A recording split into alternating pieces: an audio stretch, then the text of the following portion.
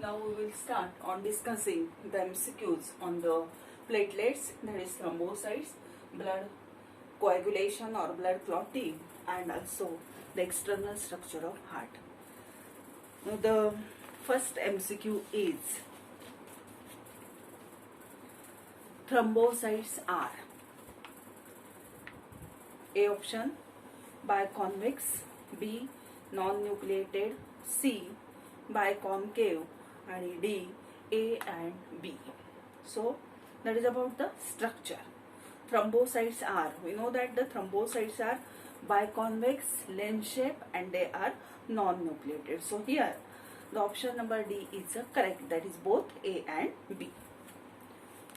Now the next question, decrease in the number of platelet is called megakaryosis, A option, B option thrombocytopenia, C option thrombocytosis, and D option ल्युकोसायटोसिस. आता आपल्याला हे सगळे शब्द माहित झालेत. सायटोसिसला सांगितलं होतं मी तुम्हाला की नंबर वाढतो. नंतर पेनिया म्हणजे काय, तर पेनिया म्हणजे डिक्रीज. मग आता आपल्याला क्वेश्चन काय विचारलाय, decrease in the number of platelet is called. Decrease in the number of platelet is called as what? That is known as a thrombocytopenia. The next question, the average count of platelet is about. Total average count हा तुम्हाला प्लेटलेटचा ह्याच्यामध्ये विचारलाय, थ्रोम्बोसाइटचा विचारलाय. पहा काय, A option 1.5 to 3.5 lakh per cubic millimeter, 3.5 to 4.0 lakh per cubic millimeter. C option 2.5 to 4.5 lakh per cubic millimeter, and D option 4.5 to 6.5 lakh per cubic millimeter. आता basic लक्षात इथं कसं ठेवायचं की आरबीसी ज्या आहेत त्या मिलियन्स मध्ये आहेत, डब्ल्यूबीसी आहेत त्या 1000 मध्ये आहेत, आणि लॅक मध्ये कोण प्रेझेंट आहेत तर त्या आहेत प्लेटलेट्स, आणि त्या किती आहेत पर क्युबिक मिलीमीटर मध्ये 2.5 to 4.5. So C option is a correct option. Now the next question, blood platelets are formed from. या ब्लड प्लेटलेट्स कुठून तयार होतात असं त्यांनी विचारलंय. A option monocytes, B option megakaryocyte, C option lymphocyte, and D option osteoblast. पहा, formation सगळ्यांचं bone marrow मध्ये हे तुम्हाला माहिती आहे. मोनोसाइट ही अग्रॅन्युलोसाइटचा एक टाईप आहे, त्यामुळे तिच्यापासून ते तयार होत नाहीत. लिम्फोसाइट सुद्धा अग्रॅन्युलोसाइटचाच एक प्रकार आहे. ओस्टिओब्लास्ट म्हणजे काय की बोन मध्ये असणाऱ्या ज्या सेल्स असतात त्याला आपण ओस्टिओब्लास्ट म्हणतो. आणि मेगा कॅरिओसाइट म्हणजे काय, तर मेगा ह्या शब्दाचा अर्थ लार्जर, कॅरिओ म्हणजे काय तर कॅरिओन म्हणजे न्यूक्लियस, आणि साइट म्हणजे सेल, की ज्या सेल लार्ज न्यूक्लियस असणाऱ्या सेल्स आहेत. मग अशा लार्ज न्यूक्लियस असणाऱ्या ज्या सेल्स आहेत ह्या कुठे प्रेझेंट असतात तर आपल्या बोन मॅरो मध्ये प्रेझेंट असतात, आणि त्याच्यापासून छोटे छोटे सेल्युलर फ्रॅगमेंट म्हणून कोण तयार होत असतं, ब्लड प्लेटलेट्स. मग इथं कुठला ऑप्शन करेक्ट आहे, blood platelets are formed from B option, that is the megakaryocyte. Next, increase in the number of platelet is called. Increase ला कुठला शब्द वापरतो आपण, सायटोसिस वापरतो. So first is a thrombocytopenia, B option is a thrombosis, C option is a thrombocytosis, and D option is a polycythemia. पॉलिसायथेमिया हा शब्द ह्याला येत नाही कारण तो आरबीसीचे increase in number of RBC is known as polycythaemia. Thrombocytopenia म्हणजे आत्ताच पाहिलं, डिक्रीज जर प्लेटलेट झाला तर त्याला आपण थ्रोम्बोसायटोपेनिया म्हणतो. आता इथं काय आन्सर करेक्ट येईल, तर thrombocytosis, increase in the number of platelet is known as a thrombocytosis. So here C option is a correct option. Next question, the average lifespan of platelet is about. आता सगळ्यांचे लाईफस्पॅन मी तुम्हाला सांगितलेत. आरबीसीचा 120 days सांगितला, WBCचा 3 to 4 days सांगितला आणि प्लेटलेट्सचा किती सांगितला होता 5 to 10 days or 9 days. So A option is 1 to 3 days, B option is a 5 to 9 days, C is 9 to 15 days and D is a 15 to 30 days. So here B option is a correct 5 to 9 days. Next question. The main role of platelet is, प्लेटलेटचा main role तुम्हाला विचारलाय. First, to differentiate self and non self. Differentiate self and non self. पुढचा आहे to provide the immunity. त्याचा पुढचा आहे to involve in the coagulation of the blood. आणि D option आहे to act as a anti coagulant. नीट लक्ष द्या या क्वेश्चन कडे. प्लेटलेटचा रोल विचारलाय. Discriminate, differentiate between self and non self. हे इम्युनिटीची रिलेटेड आहे, त्यामुळं तो कशाशी रिलेटेड असतो, ल्युकोसाइट बरोबर येईल. इम्युनिटी प्रोव्हाइड करणं हा सुद्धा त्याच्याशीच रिलेटेड आहे. Act as a anti coagulant agent म्हणजे हिपॅरिन सारखं हा काम करत नाही.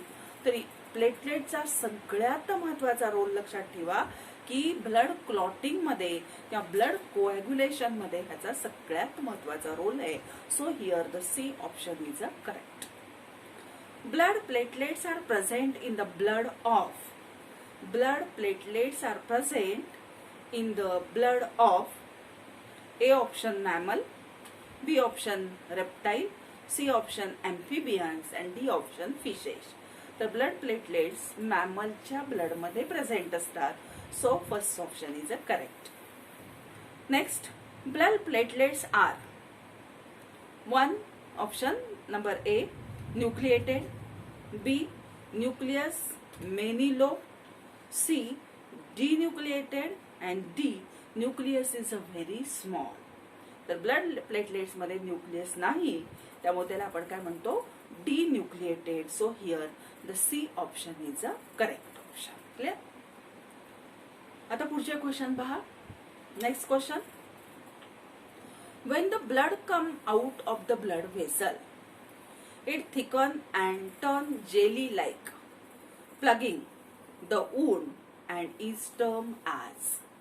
म्हणजे लिक्विड जेलचं कन्व्हर्जन, लिक्विड ब्लडचं कन्व्हर्जन सॉलिड फॉर्म मध्ये होणं, जेली लाईक फॉर्म मध्ये होणं, ह्याला काय म्हणतात असं तुम्हाला विचारलंय. पहिलं ऑप्शन आहे हिमोलायसिस. हिमोलायसिस ह्या शब्दाचा अर्थ आरबीसीचं ब्रेकडाऊन होणं, त्याला हिमोलायसिस म्हणतो. थ्रोम्बोसिस, थ्रोम्बस फॉर्मेशन असतं. सी कोॲग्युलेशन, कोॲग्युलेशन किंवा क्लॉटिंग हा शब्द तिथं वापरला जातो. आणि डी ऑप्शन ॲग्लुटिनेशन. ॲग्लुटिनेशन म्हणजे अँटीजन अँटीबॉडीची जर रिॲक्शन झाली तर तिथं त्या एकत्र येऊन तिथं काय होतं, ॲग्लुटिनेशन होत असतं. त्यामुळं इथं एक्झॅक्ट वर्ड कुठला वापरता येईल आपल्याला, ब्लडचं काय असतं, coagulation. So here C option is a correct option. Now the next column दिलेत 2. List first and list second. List first मध्ये दिले रेटिक्युलोसाइट, त्याच्यात दुसरा दिलंय बी व्हिटॅमिन के, तिसरं दिलंय कॅल्शियम आयन आणि चौथं दिलंय इरिथ्रोपॉयसिस. आणि बी कॉलम मध्ये दिले त्यांनी इकडच्या बी लिस्टला किंवा लिस्ट नंबर सेकंडला पहिला आकडा दिलाय क्लॉटिंग, दुसरा दिलाय आरबीसी, तिसरा दिलाय बोन मॅरो आणि चौथा दिलाय मसलचं कॉन्ट्रॅक्शन. मग साधा आपल्याला ह्याच्यावरून कसा अभ्यास करायचा पहा की पहिल्यांदा रेटिक्युलोसाइट, नंतर vitamin K, clotting of calcium ion आणि इरिथ्रोपॉयसिस. लक्षात येते का पहा हा क्वेश्चन. मी बोर्डवर दाखवते एवढा पहा. पहिली लिस्ट आहे ही फर्स्ट आणि ही सेकंड लिस्ट आहे. ह्याच्यामध्ये पहिला आहे रेटिक्युलोसाइट, दुसरा आहे व्हिटॅमिन के, तिसरा आहे कॅल्शियम आयन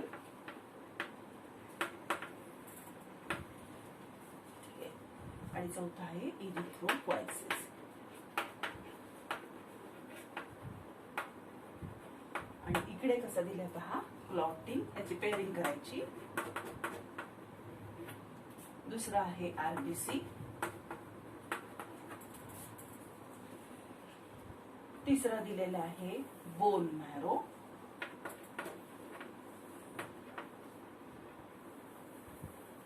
आणि चौथा पॉइंट दिलेला आहे मसल कॉन्ट्रॅक्शन. आता हे मॅच करायचे पेअर तुम्हाला muscle contraction.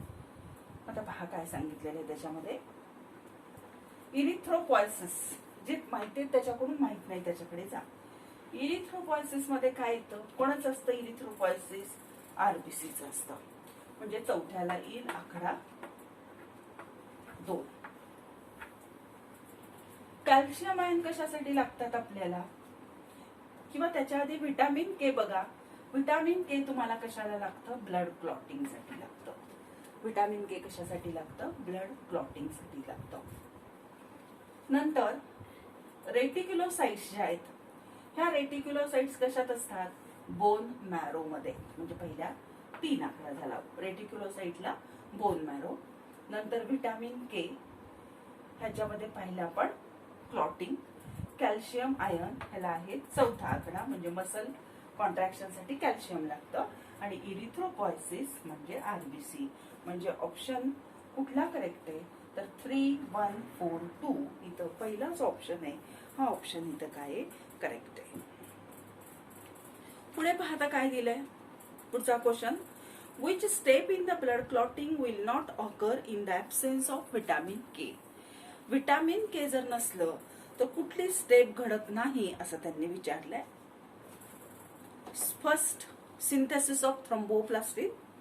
Second, synthesis of prothrombin. Third, conversion of fibrinogen into fibrin. and D, conversion of prothrombin into thrombin.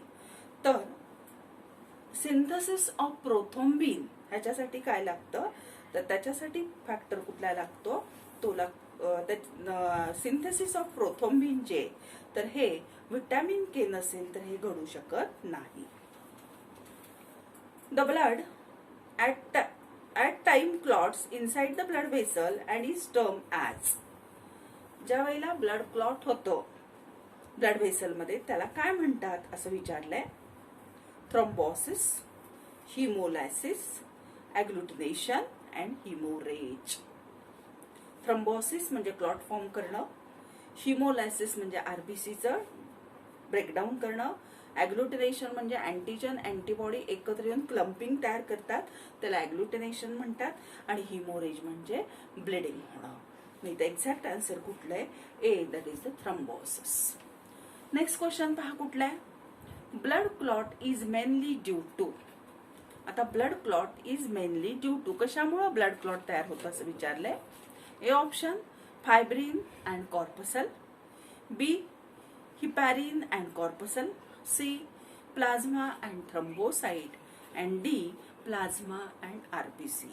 आपण मगाशीच पाहिलं की ब्लड क्लॉटिंग मध्ये की इन्सोल्युबल असणारे फायब्रिन तयार होतं आणि हे फायब्रिन फायबरच्या फॉर्म मध्ये मेश तयार करतं आणि ह्या मेश मध्ये काय होतात तर कॉर्पसल तिथं एंटँगल होतात. तर इथं कुठला ऑप्शन करेक्ट आहे, तर इथं ऑप्शन करेक्ट आहे फायब्रिन अँड कॉर्पसल. म्हणजे इथं ए ऑप्शन हा करेक्ट आहे. पुढचा क्वेश्चन घ्या. Instead of platelet the normal mammal possess clotting factor in instead of platelet. आता प्लेटलेट्स आपण सकाळीच पाहिलं. The non mammal possess clotting factor in RBC, WBC, plasma.